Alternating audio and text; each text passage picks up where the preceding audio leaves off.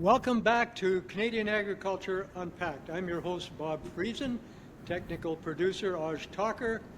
Our two co-hosts are otherwise occupied today, but we have with us special guest, President of the Agricultural Producers Association of Saskatchewan, Bill Prybylski. Welcome to the show, Bill. Thank you very much. Pleasure to be here. Bill, before we go on, well, tell us a little bit about yourself. You're obviously a farmer. Tell us a little bit about your farm. Sure. So myself, I'm the fourth generation on our farm. I farm with my brother and my son and a couple nephews. Our farm is located about a half hour west of Yorkton, so on the east side of the province, or about an hour and a half from the Manitoba border and 3 hours from the U.S. border, to kind of put some perspective to that. Our farm is a mixed farm, so we grow canola, wheat, barley, oats, peas, lentils, flax, and we have a commercial cow-calf operation on 16,000 acres-ish. So yeah, our land is quite variable. We have hills and valleys and creeks and bush and stones and stuff, so a bit of a challenge out there, but we've been farming the same land. My great-grandfather started there in 1897, so we've obviously made some improvements to the land since then, and we're looking forward to the next generation. Like I said, I farm with my brother and a couple nephews and my son. Looking forward to them slowly taking over our farming operation and carrying on. Well, you have quite a diversified farm then. So you basically have your own safety net right on the farm. Yeah, for sure. Our diversification certainly helps us weather out some of the ups and downs in the markets. We also sell quite a bit of hay as well, and we love having that forage in our rotation, so that helps us obviously provide feed for our own livestock. But then we've also got hay for sale, and we've noticed a significant improvement in our soil health having that forage in the rotation. Certainly, it has had its challenges in the past. We know that the livestock side of things were, for many years, I kind of looked at cattle as a necessary evil, but the last couple of years, they've actually, with the improving in the market prices for our cattle, it's good to be in that cattle industry right now. Well, and I understand with all the other things going on around the periphery of the cattle industry, cattle prices right now are pretty good. Right. 16,000 acres on your farm. I mean, I get a headache just thinking about that. You know, when I helped my father on his grain farm, we had quarter sections, and we did revolutions because there were quite a few sloughs in the fields. Right. So I would start around the outside with a 10-foot press drill. By the time I was at the center of the field, my brother had already started swathing the outside. That's how long it took with the machinery we had back then. Great. Now, you say how far are you from the Alberta border? We're only an hour from the Manitoba border, so it'd be 5 hours to the Alberta border. Well, that's not too bad then. I mean, that might be its own country very soon, so you don't need to be too close to that border. Well, So you're the president of APAS. Correct. Tell us a little bit about APAS. Sure. Well, we're Saskatchewan's general farm organization, so as such, we advocate on behalf of all Saskatchewan producers, regardless of their geographic location, their size, their type of farm, the products that they produce. Our membership is a little bit unique in that our members are the rural municipality, so the municipality would purchase a membership in our organization on behalf of their ratepayers. So, if you are a farmer within one of those member RMs, you are automatically a member of APAS. We have being a general farm organization, we have the opportunity to speak on behalf of all producers, even though all our producers in the province aren't necessarily members of APAS. We advocate on behalf of all producers. Yeah, so how many municipalities do you have as members? Currently, we're at 138 out of the 296. So we're certainly got a lot of work to do to improve our membership.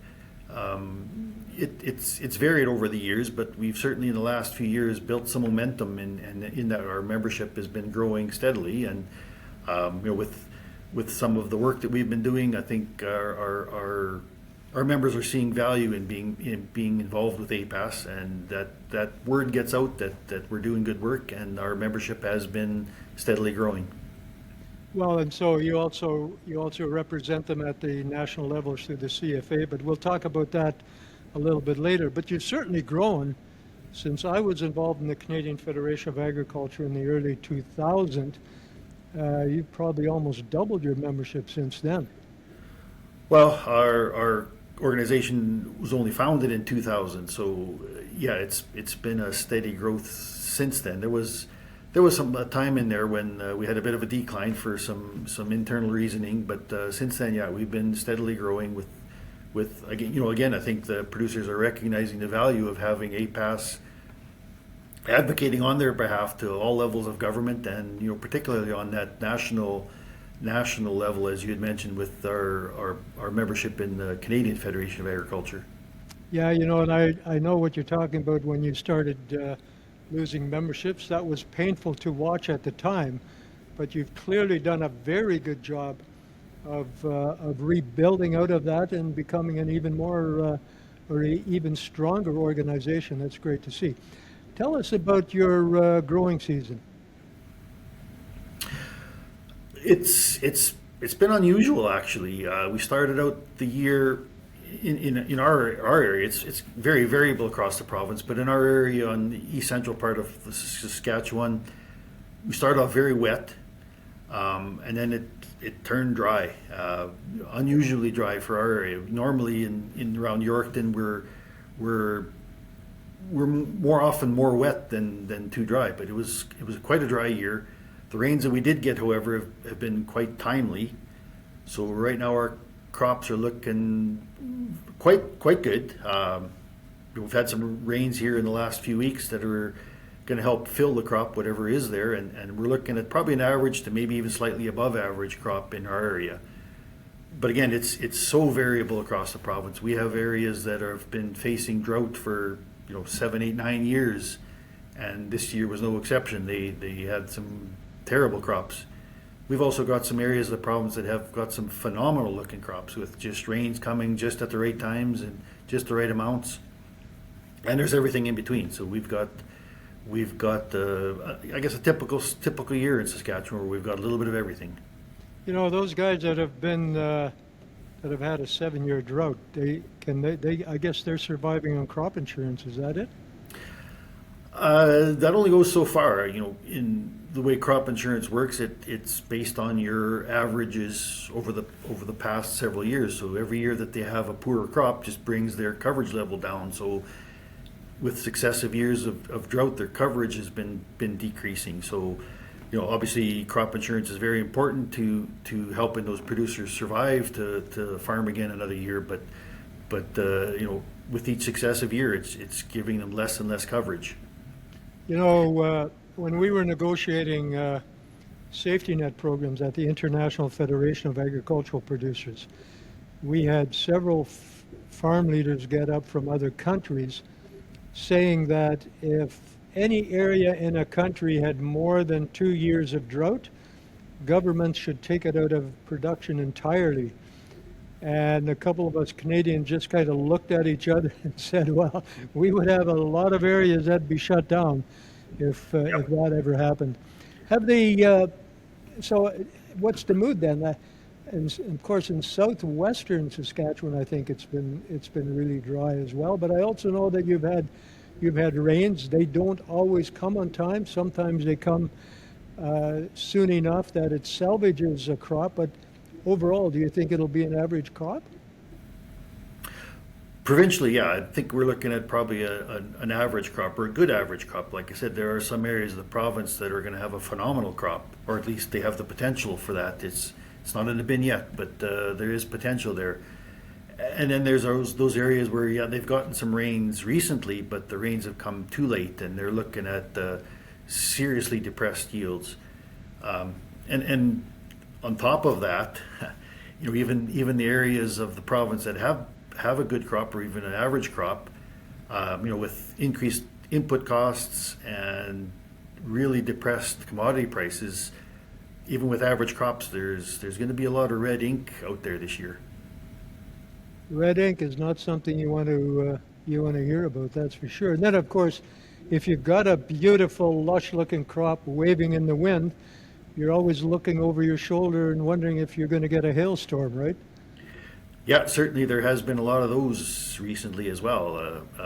We're fortunate we haven't gotten any in our area yet, but again, we're a ways away from harvest, so there's a lot of potential for some hailstorms, windstorms.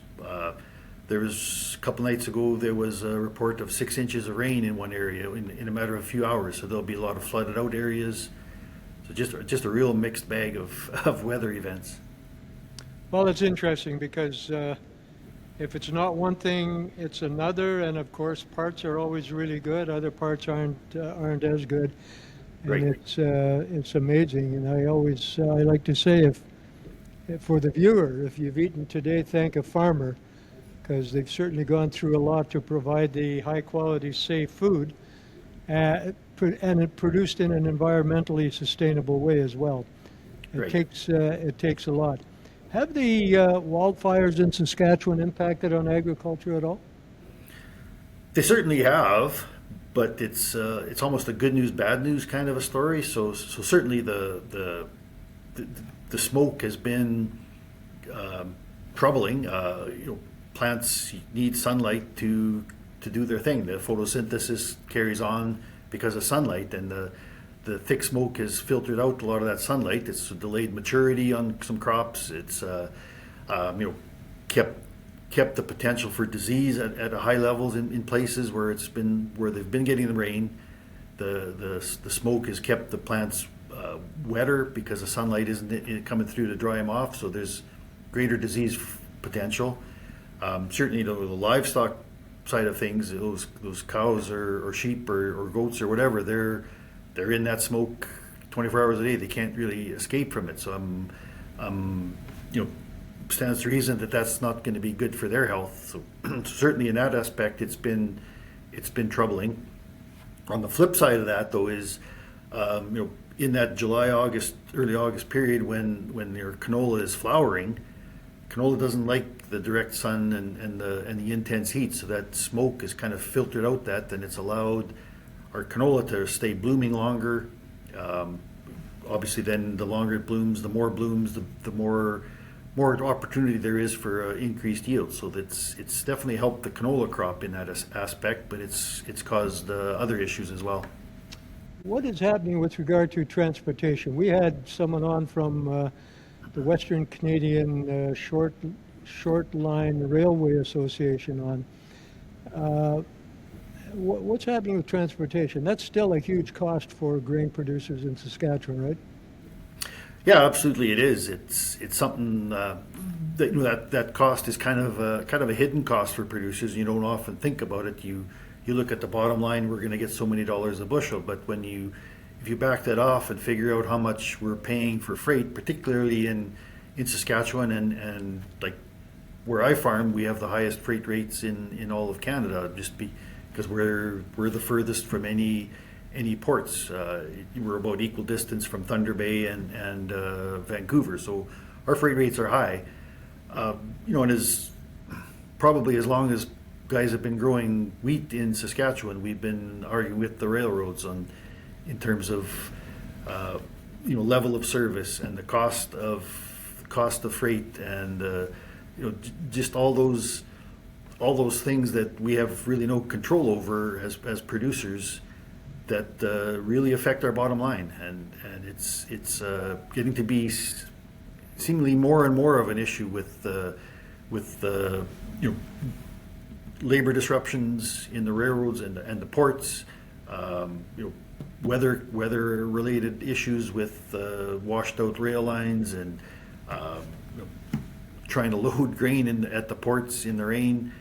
All those things have been don't have a direct effect on us necessarily at the farm, but it all filters back to our farm gate, and it's reflected in the price that we get for our commodities and our ability to move our grain in timely fashion. So it certainly has a kind of a domino effect. And by the time it gets back to the farm gate, it's a huge impact on the farms. Well, and you know, this is really important for the viewer, because this is something that a lot of non-agricultural people don't realize. First of all, you're right. I mean, not only are you the furthest from tidewater in Saskatchewan of any other farmer in Canada, but you guys are the furthest from tidewater of any farmer in the world. And that's something that we always try to impress on the farm leaders that we dealt with internationally, saying that our farmers have the furthest to go to tidewater to export their grain, and they pay for it. And you're right, all the collateral costs associated with disruptions, ocean-going vessels in the parking lot in Vancouver because it's raining in Vancouver and they can't load the vessels when it's raining, or like you say, there's an avalanche on the track someplace between you and Vancouver. All of those added costs, demurrage for the ships waiting in Vancouver, all of those additional costs all come back to the farm gate, and you end up paying for all of it. And that's why I've always said that grain companies are really nothing more than cost plus marketers of the product that you produce. How are you getting along with your provincial government? How is APAS getting along with your provincial government? I would say our relationship now with our provincial government is as good as it's ever been, maybe even better than it's ever been. Our new ag minister, who only came in October, I believe, was appointed as our new ag minister here in the province, has been very receptive. Anytime we've had occasion to speak with him, he's been very open, very easy to talk to. I'm very optimistic that we're able to work together on a lot of issues. Certainly, we're not always going to agree on things when they make decisions, but the collaboration, the consultation that they seem to initiate whenever something is happening, whether it's changes to crop insurance or programs for drought assistance, those types of things, they've been very open to talk with us and get our opinions and work together to help develop these programs. So I'm very pleased with our relationship as it currently sits.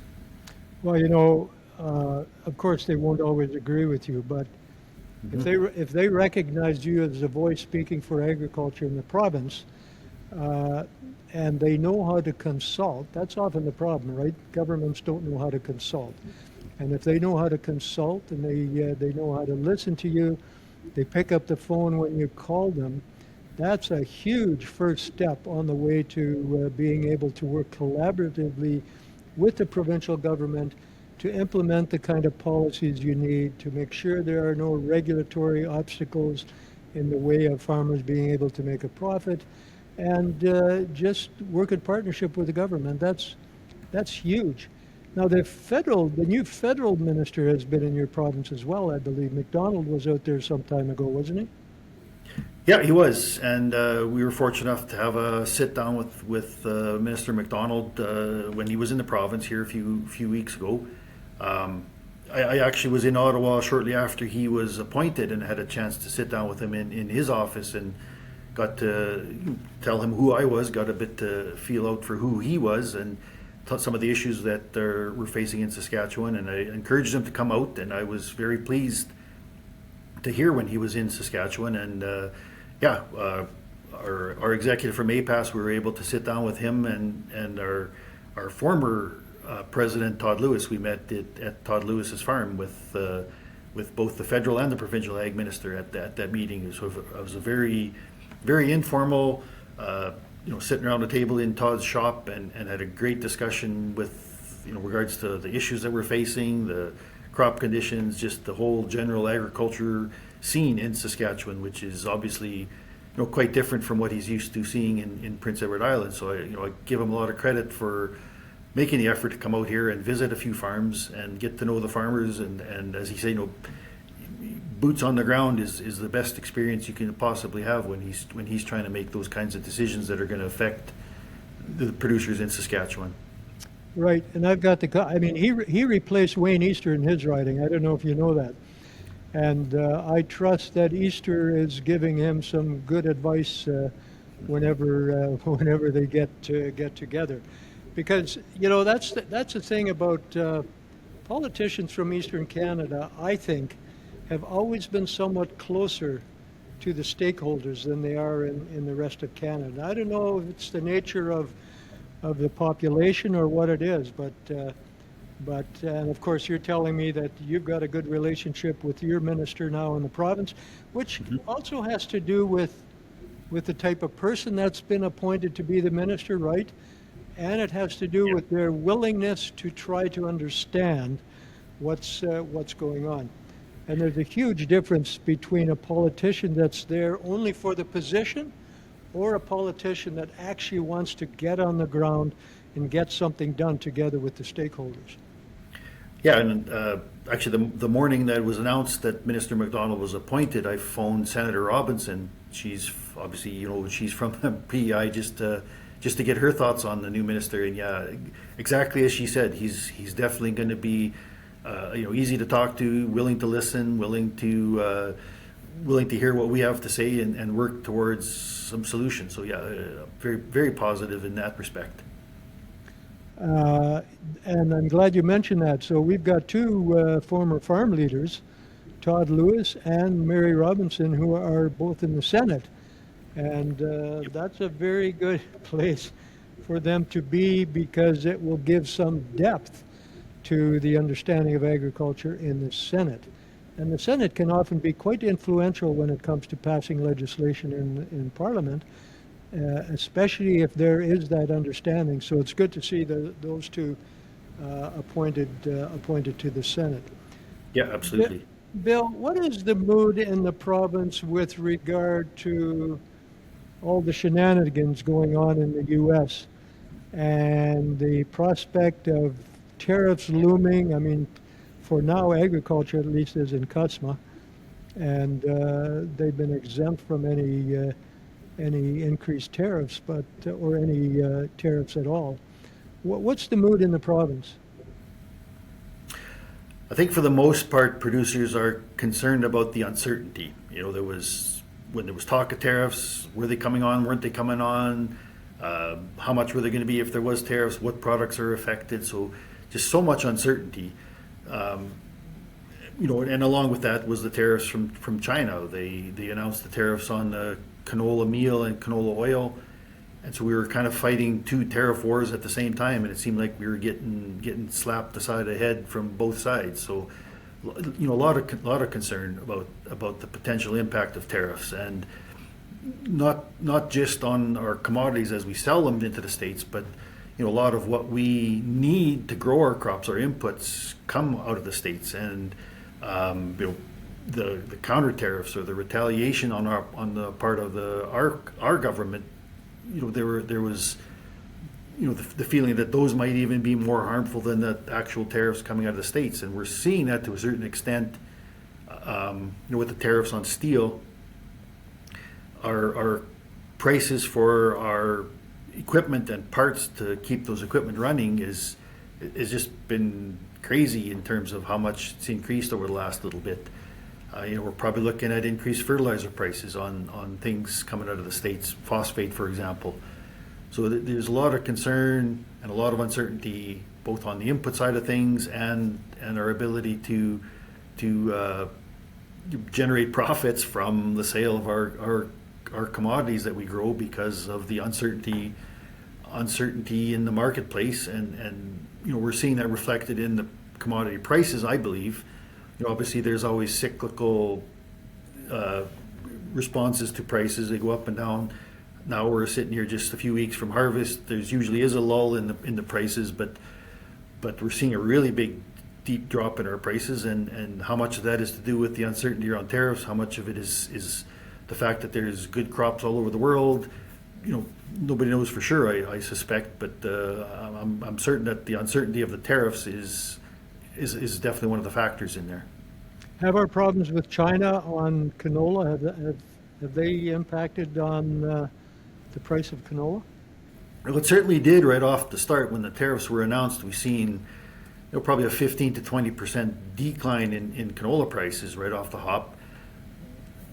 And again, a lot of that has to do with just the uncertainty. So since the tariffs were announced, the canola prices have rebounded to a certain extent, probably even to levels prior to the announcement of the tariffs. But how much of that was due to the fact that there isn't a whole lot of canola out in the country yet, and how much of it is based on other demand from other countries? Where would the canola prices be if it weren't for those tariffs? Again, those are questions I'm sure on the minds of all producers, but nobody really has the answers to that. So, and on top of that also is the threat of more tariffs from China on our canola seed. Right now, the tariffs are just on the meal and the oil, but if they do decide to put a tariff on the seed, that would be a huge impact on the price. Well, we've certainly grown to rely on a rules-based trading system. And what Trump has been doing around the world is really put that into shambles. Even look at China. I'm convinced. China started looking at canola, and they initiated an anti-dump action, and they were going to do the prerequisite or the requisite studies to determine if there was any injury, to determine exactly what the cost of production was in Canada, et cetera, et cetera, et cetera. But they hadn't applied a tariff. But then when Trump started with going down the road that he was going down, I think China suddenly decided, well, why should we try to adhere to any sort of dispute resolution or any sort of rules? We'll just slap a tariff on immediately. And I think that's what happened. So that's all in shambles in Canada because of the importance of exports to Canadian agriculture. Because of that, we had to have a rules-based system, and that makes us quite vulnerable when that's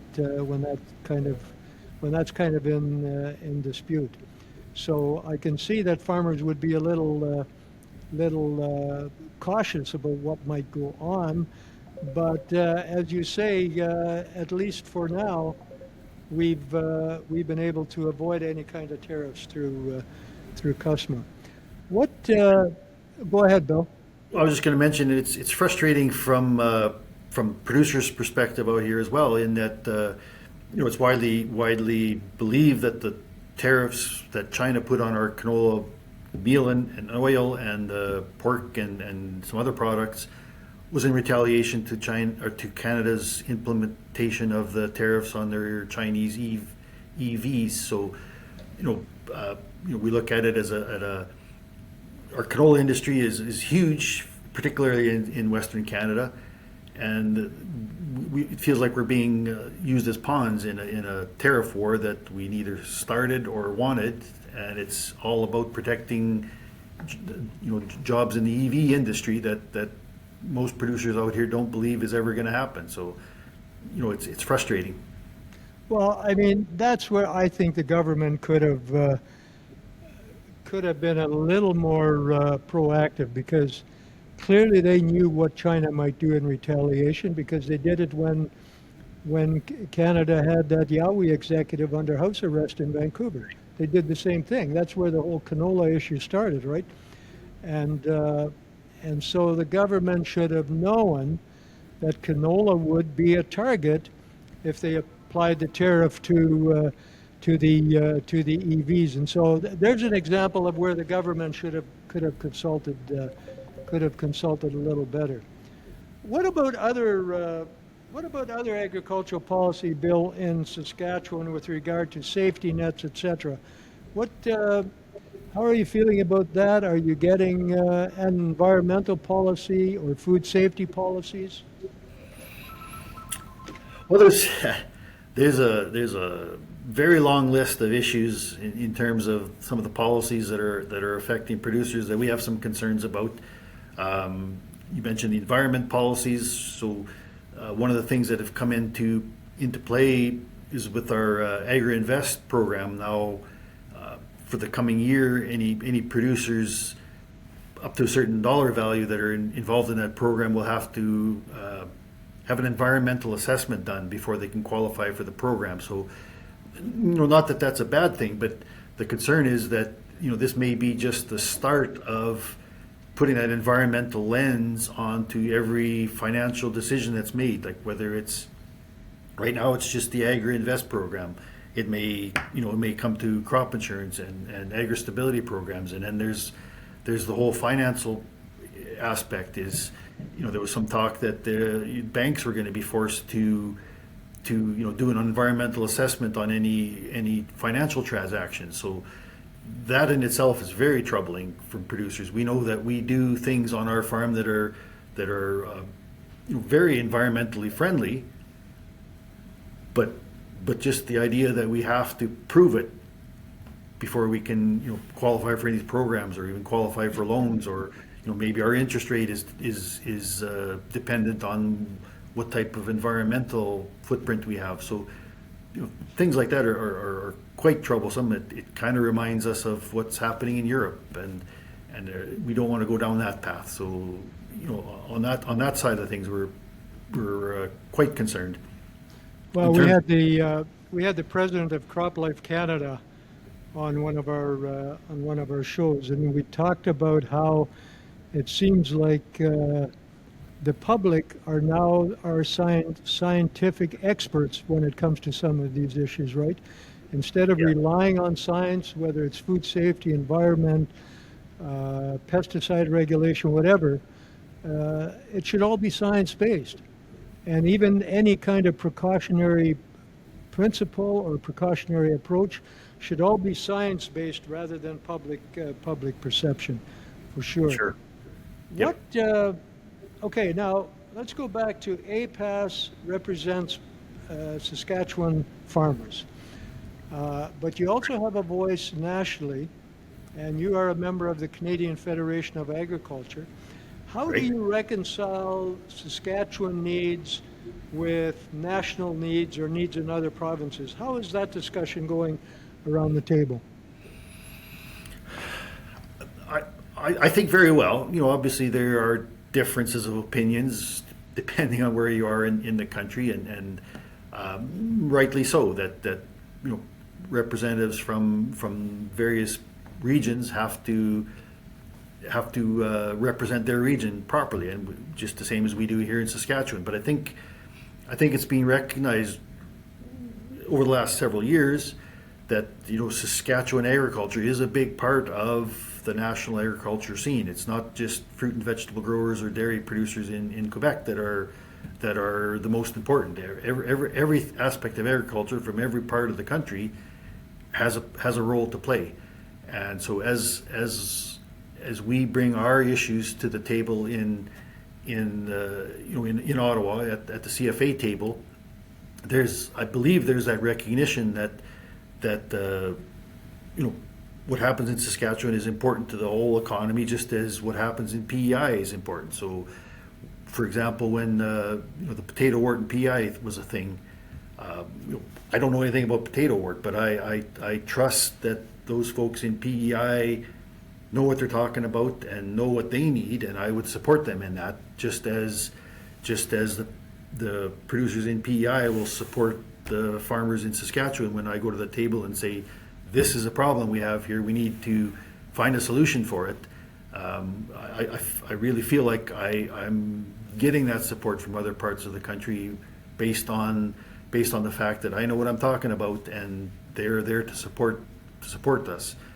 And I think a good example of that would be Bill C-282, which was reconciled as Bill C-202 and passed through the House and the Senate, supply managed bill. So, obviously we, as a general farmer organization in Saskatchewan, we represent all producers, whether they're fall under the supply managed system or whether they don't. And we at times have to walk a fairly thin line to reconcile that between those two types of farming systems.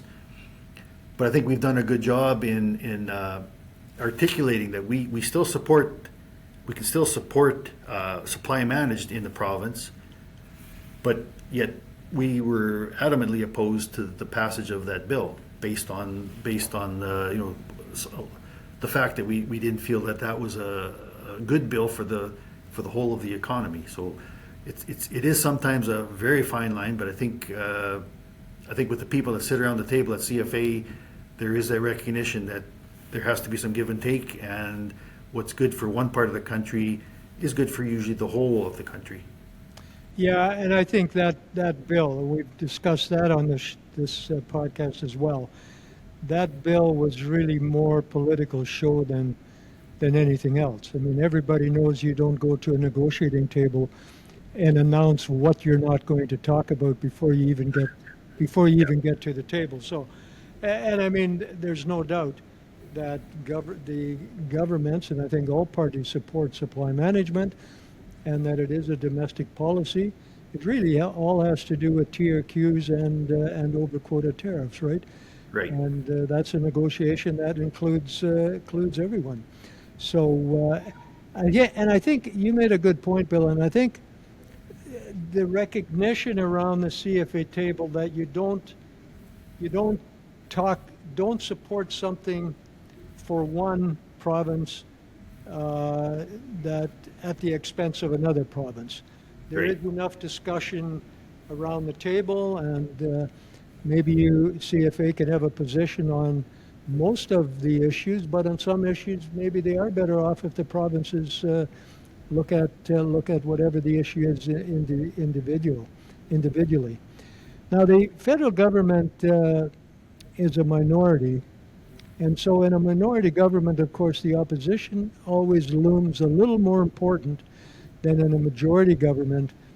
And I think you probably know Barlow, who is the the conservative opposition critic for agriculture. Have you met with him, or have you met him? Have you worked with him? Yeah. How do you think you can take advantage of that minority dynamic? Because I think Barlow is quite strong in that portfolio. Yeah, absolutely. We've known Mr. Barlow for several years. Met with him both formally and informally, and yeah, I think he gets it. He knows that agriculture is important, and I think we would have a very strong ally,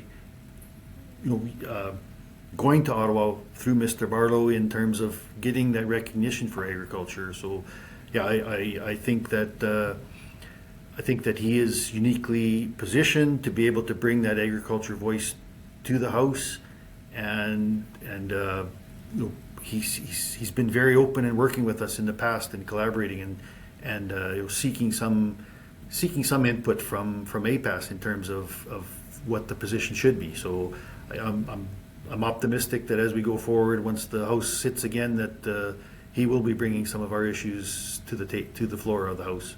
And the good thing is that makes the government more attentive, right?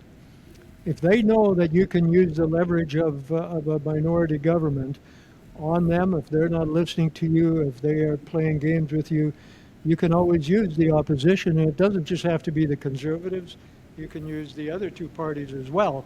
But that certainly puts more leverage on the incumbent governing party to pay attention. Sure, and that's something that APAS, that we've always strived to be, that nonpartisan voice. We don't necessarily favor one party or the other. We when we go to Ottawa, we make sure that we meet with the government and the opposition, even the Bloc. We've met with the leader of the Bloc and the agriculture critic from the Bloc. So those folks are all important to getting that message across. So we try and talk with everybody. And now we have the added advantage of having those two strong farm leaders in the Senate. That should help as well. Sure. We're almost out of time, Bill, but I would like to touch on Bungie-Viterra. Give us a little bit of a lowdown on that issue, because I mean, the Competition Bureau said yes, there were some issues, but the Competition Bureau, in my experience, has been largely ineffective in stopping any anti-competitive behavior, certainly in the agricultural industry. But what's going on with that merger, and how is that going to impact on Western Canadian agriculture and maybe even more specifically in Saskatchewan? Well, obviously, it's going to have an impact in Saskatchewan here, particularly. We have quite a few Viterra elevators in the province. That was they're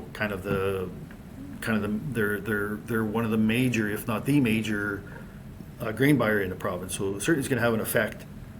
Our concern all along, and we've opposed the merger all along, is that reduction in competition. Anytime there is a reduction in competition, doesn't matter what industry you're in, that's usually not good for the producers. And this certainly is an example of where there's definitely going to be a reduction in competition, particularly Bungie's involvement with G3, another huge player in the industry here, with Bungie being a significant shareholder of G3 and now owning Viterra. They're two competing companies that are owned essentially by the same, or at least owned partially by the same entity. So there's certainly a lot of concern out here in regards to that reduction in competition, and what is that going to mean for delivery opportunities? What does that mean for input costs? What safeguards are in place to make sure that competition isn't reduced significantly? And we met with the then Transport Minister Anand, and she's quite confident that there won't be any effect on it, but we still have our concerns, and we will certainly be keeping an eye on it. And we're relying on our producers on the ground to keep an eye on it as well. And if there is evidence that things aren't being adhered to in terms of the restrictions that were applied to the conditions that were applied to the sale, if they're failing, we need to be aware of that, and we will certainly make the government aware that these things are happening.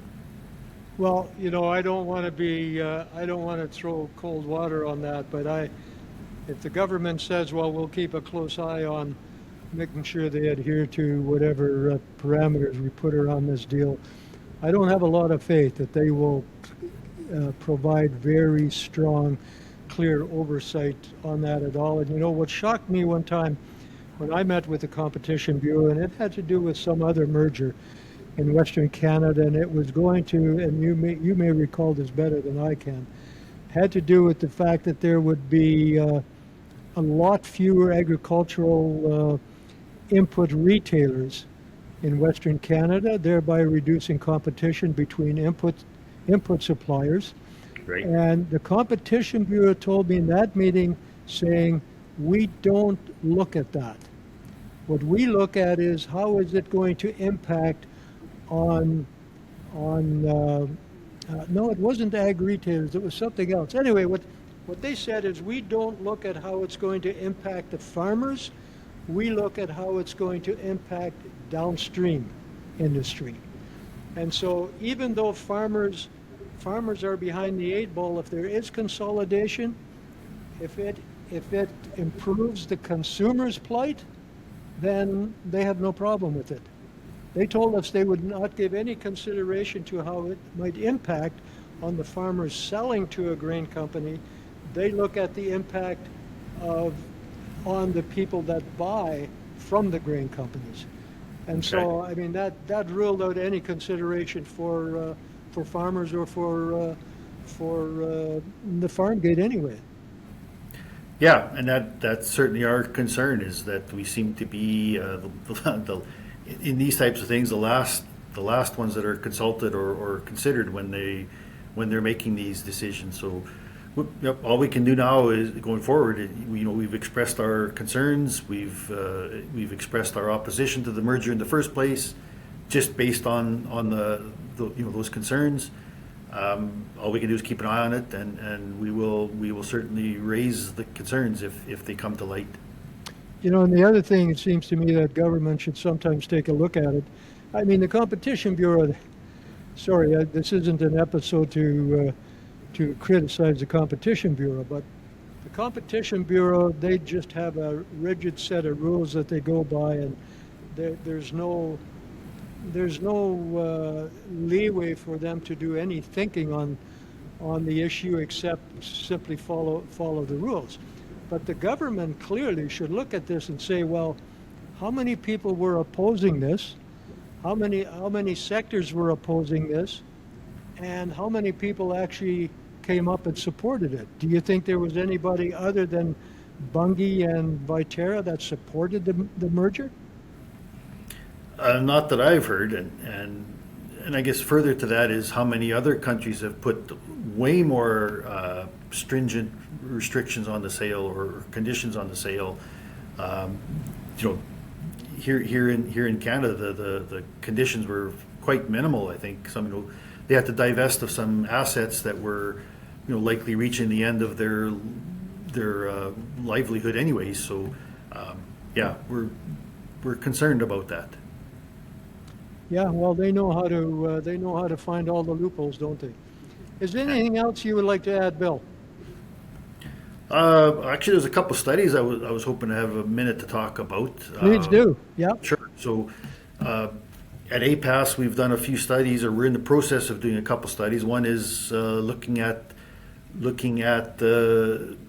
grain contracts. We know in the past, particularly in 2021, there was a lot of issues with forward or deferred delivery contracts in the province. So, we're looking at a study to see what other jurisdictions are doing and how can we modernize our grain contracts to provide some level of protection to our producers.